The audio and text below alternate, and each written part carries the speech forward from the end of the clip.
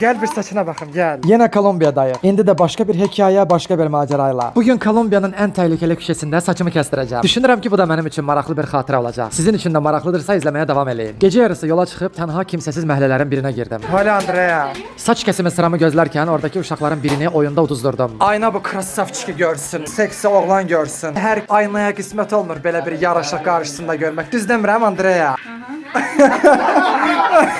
Neyse biraz zarafatlaştıktan sonra saç kesimi başladı. Berber Andrea adında Kolombiyalı bir kız çıktı. Kesime o kadar profesyonel başladı ki özüm de çok müəttəl kaldım. Hem de gigiyena qaydalarına çok dikkat eləyərək. Andrea, ¿cuántos años trabajando como barber?